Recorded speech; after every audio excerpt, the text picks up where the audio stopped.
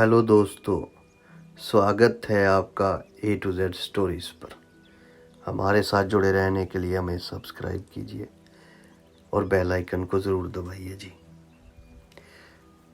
साईं लाडी शाह जी नकोदर के फ़कीर शहंशाह बाबा लाडी शाह जी। साईं लाडी शाह जी के दरबार में जब कोई व्यक्ति जाता है तो वो सोचने लगता है कि ये तो मुस्लिम दरबार है। पहले उसको लगता है कि ये पीरों फकीरों का दरबार होगा, मुस्लिम दरबार होगा। लेकिन जब वो वहां जाता है तो उसे क्या देखने को मिलता है? सामने भोलेनाथ का स्वरूप। सबसे पहले जब अंदर जाते हैं तो बाबा मुराद शाह जी, फिर उसके आगे जब जाते हैं तो बाबा मुराद शाह जी के साथ बाबा अमीर चंद जी, और एक तरफ भोलेनाथ का परिवार और एक तरफ माता रानी का। तो ये देख के वो बड़े हैरान होते हैं कि यार पीरों फकीरों के दरबार में भोलेनाथ। दरअसल भोलेनाथ को सबने सलाम किया, प्रणाम किया, क्योंकि सारी दुनिया, ये लिखा गया है कि सारी दुनिया दीवानी साईं की और साईं दीवाना शंकर का। साईं दीवाने हुए भोलेनाथ के। तो ये लोगों के वहम भरमों को दूर करने के लिए उन्होंने, जहां भी आपको साईं जी बाबा मुराद शाह जी की तस्वीर या उनका कुछ दरबार दिखेगा तो वहां भोलेनाथ का आपको जरूर मिलेगा। क्यों?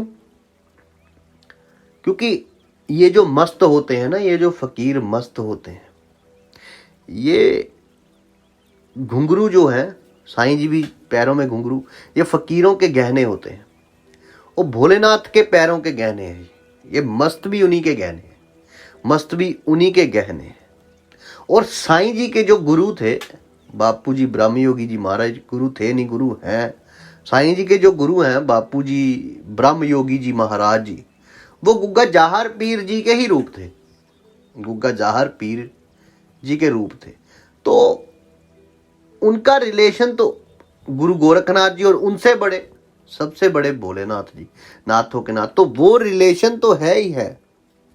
और अगर आप कहीं भी पीरों फकीरों के दरबार में जाओ, जो असल दरबार होंगे, जो असल मस्त होंगे, अलमस्त अलमस्त वली जो होते हैं, वली, उनके दरबारों में आपको भोलेनाथ के स्वरूप जरूर दिखेंगे। बाबा मुराद शाह जी के दरबार में आपको जरूर मिलेंगे, नकोदर के दरबार में। क्योंकि ये जो रिश्ता है ना, इसको लोगों ने धर्मों में, कर्मों में, कृत्याओं में या और चीज़ों में बांट दिया है।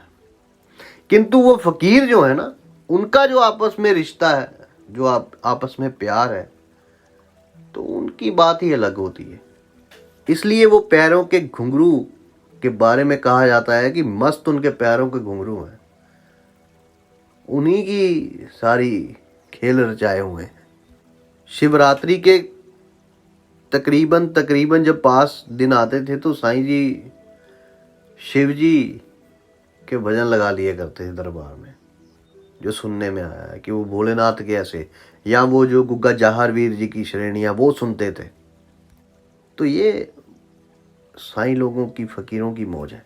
इनको कम से कम आप धर्म जातों पातों में मत बांटो, क्योंकि उन्होंने खुद कहा है, उनके लिए किसी भी धर्म का कोई चला गया, दर्द लेके चला गया, दुख लेके चला गया, तो उन्होंने निर्वाण किया, उनका आसरा बने हैं।